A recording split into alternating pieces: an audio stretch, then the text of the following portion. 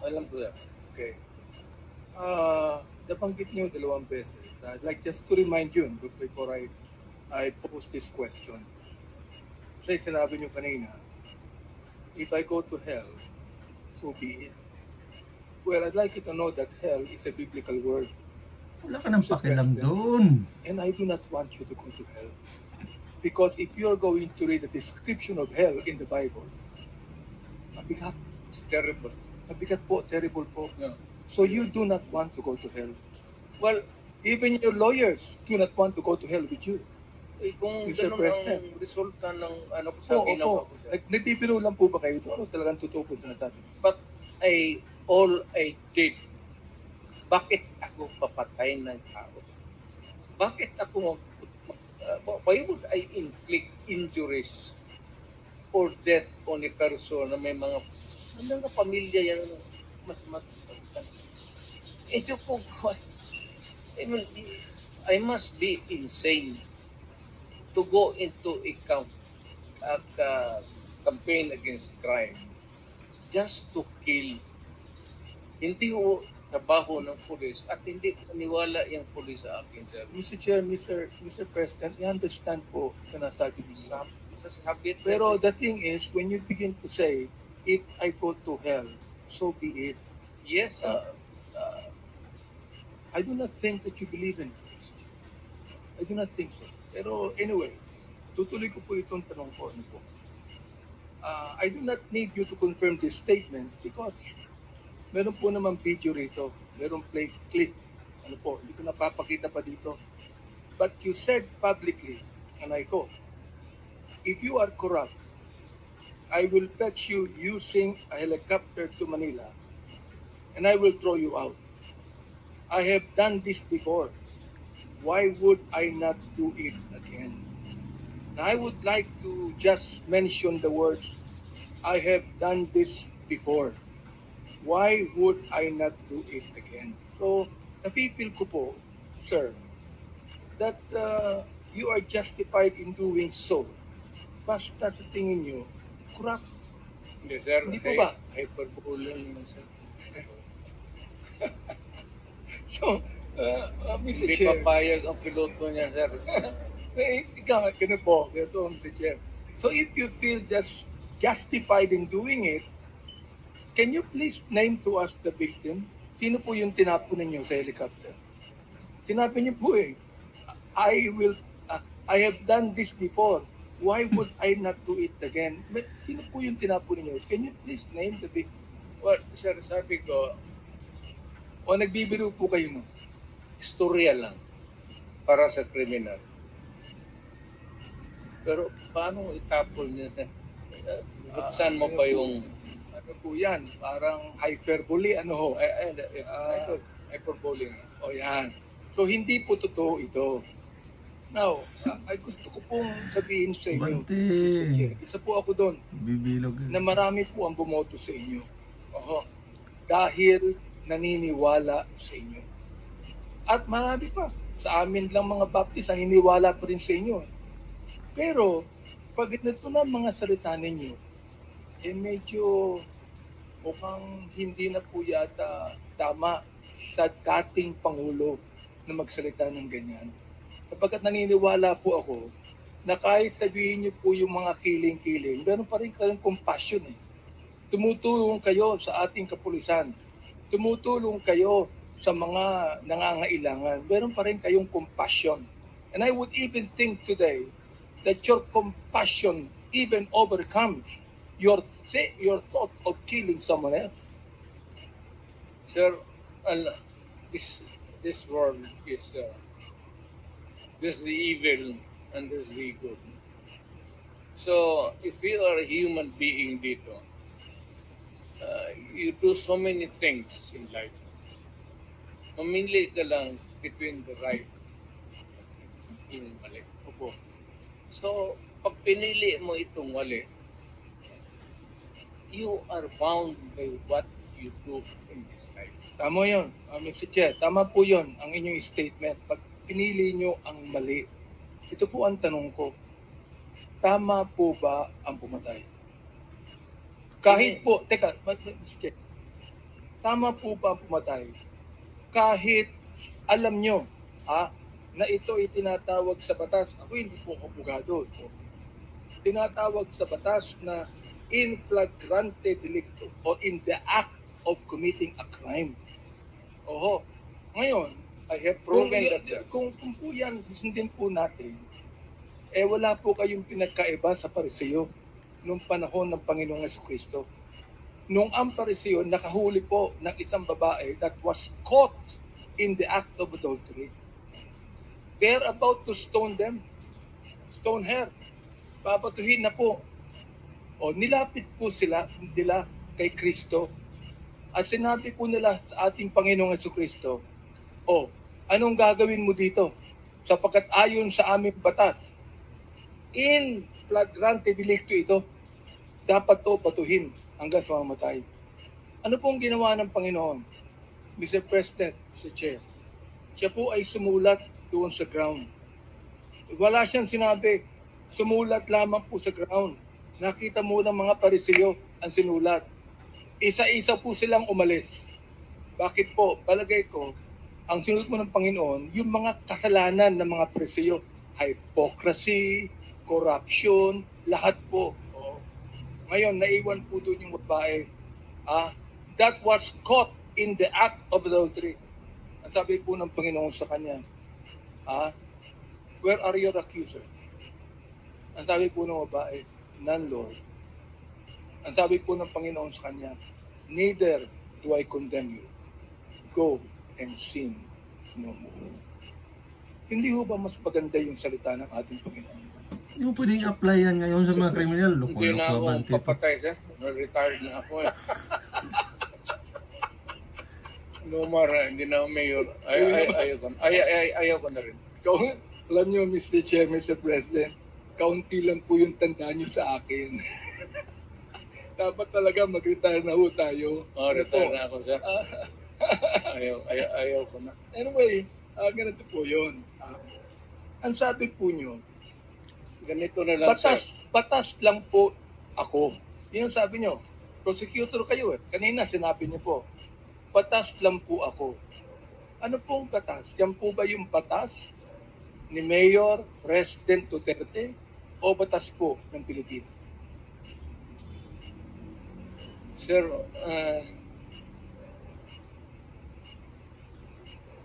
bago ko sagutin yung ano sir,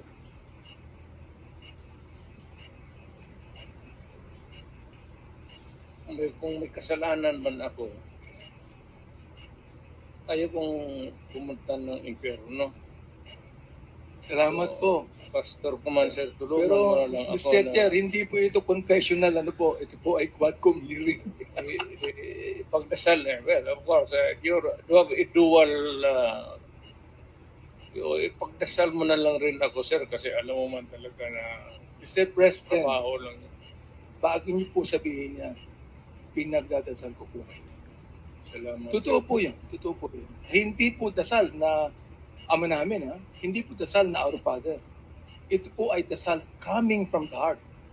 Salamat, Tulad sir. ng aking nabanggit sa inyo kanina, coming from the heart. Opo, ngayon. Sinabi po ninyo rito, mas mabuti pa na makulong ka at maghirap ka sa kulungan. Bakit po kayo pumapatay? Mas mabuti pala na makulong tong mga hayop, itong mga drug lords na ito, o mga drug pushers na ito. Bakit po sinasabi nyo kanina pa na pumatay kayo ng tao? Sana pinakulong lalamang po ninyo. Ano po, CJ? The records of the police will bear me out. Few instances, pero karamihan yan, may hawak talaga nang i-confront ko yung mga yan, sila, with the police, of course, kasama ko. Kagaya ng yung sinabi ng kidnapper. So, 3 of them, nasasakyan sila, sir, may carbine. Ako naman, ang hawak ko 45. Yung 2 pulis na, 3 lang kami. They kidnap a girl alam nang kinidnap nila, dinala nila sa Cotabato for 1 month, detained there, and repeatedly raped them, uh, 7 of them, and finally went back to Davao City. Tapos sinauli nila yung naghingi sila ng ransoman. Umakyat sila sa bahay, sir, kumain. Totoo ito, it's on record. Kumain pa sila sa bahay ng babae bago pala akong mayor nito. Tapos, pagbaba nila, dala-dala nila yung ransoman. Nandoon na ako sa labas. So, hindi ko na sila sinita. Diretso. May kasama kayong pulis. Kasama ko pulis. Pero yung, usually, dalawa lang yun. Mr. Chair, naintindihan ko po yun. Siguro, kahit ako, makagawin ko yun. Pero ito po, kasi ayon po sa batas, Mr. Chair. Sinita mo, pupunot talaga yan. Ayon po sa batas, Mr. Chair, kayo po nakakaalam ng batas.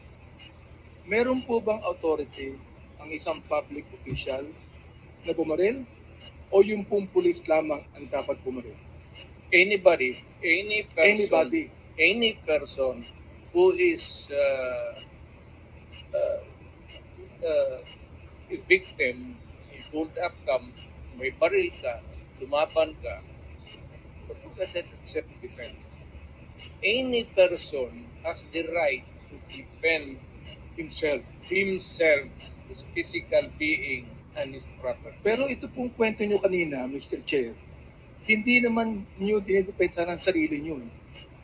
Hindi naman kayo ang ni-rape. Oo, ito po ito. Binaril nyo bigla sapagkat alam nyo gumagawa ng krimen. Unawaan ko po yun. Kahit ako, baka gawin ko. Pero ang gusto ko lang po malaman, ayon sa batas, hindi naman nyo dinidepensa ng sarili nyo. Meron po ba kayong karapatang bumaril sa isang kriminal na hindi naman kayo ang target, kundi iba? Kung walang nakatingin, sir, barilin mo na. At ako nang mismo I will appear as your defense counsel. Ito po. Marunong ako dyan, sir. Ito po ba, Mr. Chair, hyperbole pa po ito.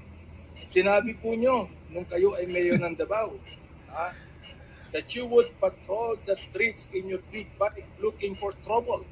Sabi nyo. Yeah. Talagang naghahanap kayo na enkwentro. Para makapatayin po ba yun? Hindi sa innocent, sir. Oo. Mga kriminal, bakit magawak? Mayor ka tapos magawak. Hindi po to hyperbole. Totoo po ito. Kasi looking for trouble Kayo po ay nagbabike. Looking for trouble. Yes, sir. Oo. Mukhang mali po yata yung ganong salitang looking for trouble, di ba? Siguro mas maganda kung looking for criminals. Tama ko ba? Yun, looking for criminals. Yun ang mas maganda salita. Para magamit ko yung baril ko, sir. Alam nyo, Mr. Chair, Mr. President, hindi po ako masyadong pushy sa mga tanong ko. Sapagkat malaki pa rin po ang pag-galang ko sa inyo. Salamat, sir. Totoo po yun. Oo. Pero ito yun nyo, Mr. Chair, Mr. President, ang sabi po ninyo, I would never allow innocent Filipinos to be killed. Sabi niyo kanina, di ba? I would never allow innocent Filipinos to be killed. But then, you said at one time, Hitler massacred 3 million Jews. Let me correct you, Mr. President. Hitler massacred 6 million Jews. So, yan. I stand corrected, sir. There are 3 million, sabi nyo, there are 3 million drug addicts. Hindi po drug lords, Hindi po drug pushers. Drug addicts, there are. I'd be happy to slaughter them. Drug addicts, Mr. Chair, Mr. President. Pwede nyo pang sabihin sa akin ngayon, nung sinabi nyo, I would never allow innocent Filipinos to be killed. Siguro gusto nyo palitan po ito ng drug lords and drug pushers. Yes, sir. Pakipalitan po nyo ngayon. Drug lords and Ayun drug po. pushers. Therefore, nagkamali po kayo nung sinabi nyo drug addict. Tama ka, sir. Salamat I po. stand corrected. Salamat po sa inyong pagtanggap po dito. Kasi gusto ko pong malaman ang inyong pong pananaw po dito eh. Oo, sir. Opo. Tama Ayan. ka, sir. Tama ka, sir. Ayan. Ngayon, ito po. During the Senate hearing, last 28 October 2024, inadmit nyo rin po giving orders to kill criminals. Ito po ang sabi nyo, I can make the confession now if you want. Talagang niyayari ko. Pero wag naman yung mga pulis, kawawa naman sir. Meron akong death squad, pero hindi ang mga pulis. Sila din yung mga gangster. Yung isang gangster, inutusan ko, patayin mo yan. Pag hindi mo patayin yan, patayin kita ngayon. Ngayon, ito po ang tanong. Sabi nyo, galit kayo sa kriminal. Hindi po ba? Ba't kayo gumagamit ng gangster?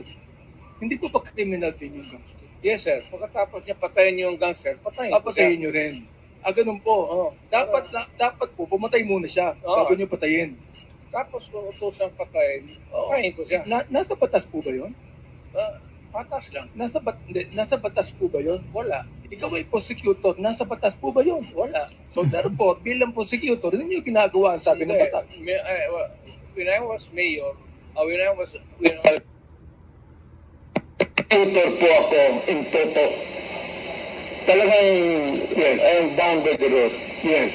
When I was mayor, I was trying to maintain law and order. But Mr. Chair, Mr. President, when I became mayor, you are no longer a prosecutor. You are now a public official, Mr. President. And therefore, you must uphold the law of the land. Because we do not have a personal policy here. Our policy is a lawful policy. We must always, naniniwala po kayo dyan, correct me if I'm wrong, we must always uphold the Constitution. Hindi po ba? Yes, sir. Ayan. Alam mo, ano pong pagkakaiba nyo sa vigilantes, for example? Ano pong pagkakaiba nyo sa vigilante? Na pumapatay po ng drug addict na nalalaban din. Ayan, sir. Sige po, pakipaliwanag po sa amin. May classification niya dyan. Hindi ka basta-basta pumatay ng drug addict. Yes. You kill drug lords. Yes. And the purveyors of drugs. But you did not kill addict, sir. Yung addict, ipadampot mo sa police, ipadala mo sa doon sa the rehabilitation center. It's 15 hours. Sa totoo lang po. Alamin mo ang nanay, tatay, na doon mo deliver yung bata. Sa totoo lang po, Mr. Chair, ito because of your pronouncement na shoot them dead, na-embolden po ang ilang mga pulis natin pumatay. Because it was the order of the president himself, who is actually the commander-in-chief of the Philippine National Police. So therefore, Mr. Chair, Mr. President, when you said shoot them dead, it emboldened some of the policemen to kill. Am I right, Mr. Chair? I am saying it again. You shoot them dead. All right. Yes, sir. Therefore, your policy of shooting them dead and the policy of the policemen in killing them is different, because you said in the Senate that it is the policeman that should be accountable for this, not me, because this is just a policy. But Mr. Chair, Mr. President, because of that policy, some of those policemen killed In fact, Mr. Chair, nung kami po ay nagkaroon ng unang hearing dito ng Committee on Human Rights, meron po kaming inipitahan na 4 na mga PO4, SPO4 lang po ito. Mga talagang non-commissioned officer. Nakasama nila ang isang major. Sabi ko sa kanila, nakapatay ba kayo? Ang sabi nila, hindi. Okay. Ngayon tinanong ko, pero gumamit kayo ng baril at bumaril kayo. Ang sabi nila, meron kaming nabaril. Okay. Napatay niyo ba? Hindi po namin sigurado sapagkat marami kaming binaril. Marami kaming nabaril. Ito po yung tanong ko ngayon. Sabi ko, bakit niyo ginawa yan? Anong sabi nila? Ito po ang order sa itaas. Yun po ang sabi. Now, of course, you do not even know that, Mr. Chair, President. Ito po ang order sa itaas. Tama po ba ang ginawa ng 4 na pulis na yan sa kayo? Pagka lumaban? Hindi po lumaban eh. Hindi. In fact, yung isa buhay po, hindi lang maibitahan dito, ayaw pong pumunta eh. Hindi po tama. That's about the only time that a policeman can legally kill another human being is when he is confronting a criminal and is armed, and it must be commensurate doon sa baril for baril. Oh, ito po. Kung batuta lang ang hawak mo, barilin mo na lang sa leeg or barilin mo yung paa. Mr. Chair, Mr. President, ito po. According to the data that was given to us by the Philippine National Police, by General Baca himself, na ang sabi rito, 7,173 pushers were killed. Now, ang sabi po ay nanlaban. Pero gusto namin pumunta ron sa Philippine National Police. Tinan po namin ng crime lab kung paano po nanlaban ito. Ito po ba yung nakipagsuntukan lang? O nagkaratihan lang? O may baril? Bakit po, kung 7,123 pusher ang napatay, ibig sabihin ng laban, dapat meron din pong 7,173 na baril ang nakuha ang Philippine National Police. Tama po ba ako? Depende, sir. Not really gun. It could be a knife. Knife. Okay po. It could Knife. be a something that would be lethal. Tubo or Pero inamin po ng Philippine National Police na wala silang ganung karaming ebidensya. Oo, ng 7,173. For example, 440 users. Ang sabi nyo kanina, dapat tulungan yan. Dapat rehabilitate po yan. Pareho po tayo ng pananaw dyan. And by the way, Mr. President, naniniwala po ako sa inyo sa war on drugs. Ayaw ko po ng droga. Alam ko po ang magiging kapalit niyan sa mga kabataan. Pero ang hindi ko maintindihan kung bakit kinakailangang mamatay ang more than 20,000 people upang magapila mga drugs. Pero after he became president, Mr. Chair, may drugs pa rin eh. Hindi pa rin po nawawala. Ako'y nagpapasalamat because in your time as president, wala na po yung manufacturing ng shabu sa Pilipinas. Naipasara nyo lahat yan. Ano pong pumalit, Mr. President? Smuggled drugs galing sa China. Lahat po ng mga drugs na yung nagpupunta sa Pilipinas ay smuggled galing sa China o galing kung saan-saan, Mr. President. Yan po yung sinasabi ko sa iyo for your information also. Of course, kayo po ay private citizen na. Hindi nyo po kinakailangan pakailaman yan. Pero Mr. President, alam niyo po naman kami mga congressman, especially now, nung kayo po ay Pangulo ng Pilipinas, nung ako po ay tumulong sa inyo na ma-elect bilang Pangulo, ay hindi po ako congressman. I'm a private citizen. Tumakbo uli ako ng 2019, naging congressman po ako. Alright, sa pang-apat at termino. Ako yung naging minority leader, ako yung naging deputy speaker. Panahon niyo po yan nung kayo nakopo. Ngayon ako po tinalaga bilang chairman ng Committee on Human Rights. wala tayong magagawa kundi imbestigahan natin lahat ng mga human rights violations. Tama, sir. Pero kayo po ang nagsabi na wala kayong pakialam sa human rights. At bakit po niyo nasabi yun? Hindi man ako empleyado ng human rights. So, I'm not trying to be... Wala akong pakialam sa human rights. Wala naman ako, hindi ako sa Kongreso, hindi ako member ng whatever. Wala ako, malayo ako sa human rights. So, Mr. wala Chair, akong pakialam. Pwede ko pang sabihin sa inyo na mali kayo. Bakit? Kayo ang Pangulo ng Pilipinas. Meron kayong pakialam sa human rights. Mali kayo ron. Tama ho ba ako? Meron kayong pakialam sa human rights. Hindi lang kami, kundi ang Pangulo ng Pilipinas merong pakialam sa human rights yan. Oo.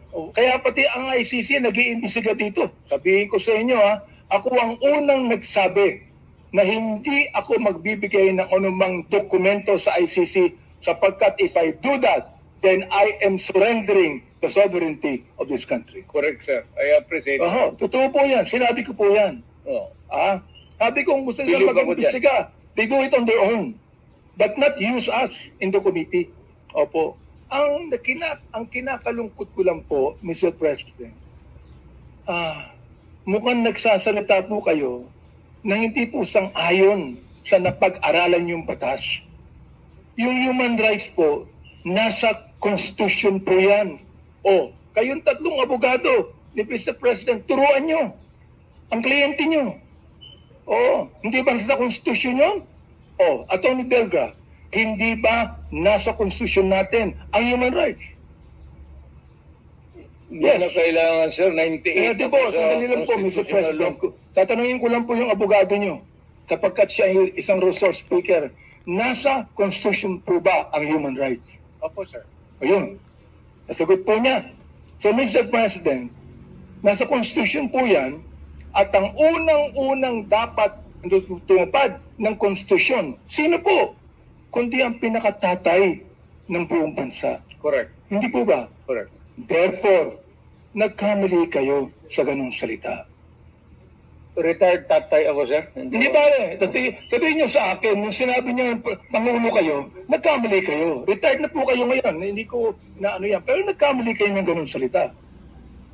Tama ako mali. Hindi yung sagot. I cannot debate with you on this, sir. No, but Mr. President, I will not allow you to debate on me. Because if you debate and argue with me, I will even tell you that you're out of order. Kaya nga. Because any resource speaker cannot debate with any member of the Quadcom. Ang tinatanong ko lang, Mr. Chair. Congressman ako, sir. Opo. Natanong ko lang, dapat kayo po ang tumupad ng human rights bilang tatay po ng buong Pilipinas. Sinabi ni Atty. Delgra, nasa Constitution po yan. Sinabi nyo kanina, wala kang pakialam sa human rights. May pakialam kayo. Sir, po ba, Mr. Chair? Sir, magprangkahan tayo, sir. Opo. Sige po. Pagka ganun talaga, Mayor, pagka-criminal ka, mainit talaga ako sa iyo. Hindi po yung Pagka nag-rape ka, Mr. Chair, hindi po natin, wala pong problema ron eh. I am not actually, disagreeing with you. I fully agree with you, Mr. Chair, Mr. President. But still, being the President of the Republic, you must be the first man that should uphold the constitutional provision on human rights. Am I right, Mr. Chair? Yes. Okay. I did it. Salamat po, inamin nyo. Ito last question na lang ito. Okay? Ito po, ang napatay na drug lord, 21. Akala ko po ba lahat po ng drug lord dapat patayin? Bakit 21 lamang? Ang pusher, 7,000. Samantalang napakarami pang drug lord na buhay ngayon nasa kulungan. Yun ang pinataktakan ko. Bakit nasa kulungan pa? Sapagkat maraming pera yan? Pwedeng kumuha ng magaling na abogado yan? O dapat po, kung dapat patayin ang mga drug pusher, may napatay na mga user, dapat lalong patayin ang mga drug lords. Mr. Speaker. Hindi ko Mr. naabot yan, sir. Chairman. Hanapan natin ang paraan na patayin natin. Pero kayo po private citizen na, retired na po kayo. Wala na, sir. Hindi na po pwedeng gawin yan. You are right. Pero magiging mayor kayo uli, hindi po ba? Kung ang circumstances would call for it, sir. Gusto ko nang mag-retire. Pero kung magulo uli ang Davao, I think that I have to enter into the picture again. Pero ayaw ko na, sir. Naniniwala po ako, Mr. Chair, that any government cannot be ruled with fear.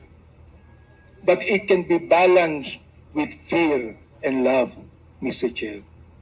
Because if you rule any government in fear, then those people will be afraid. But if you're gone, Mr. Chair, Mr. President, they will do it again.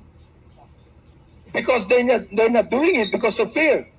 But Mr. Chair, I know your heart, Mr. President.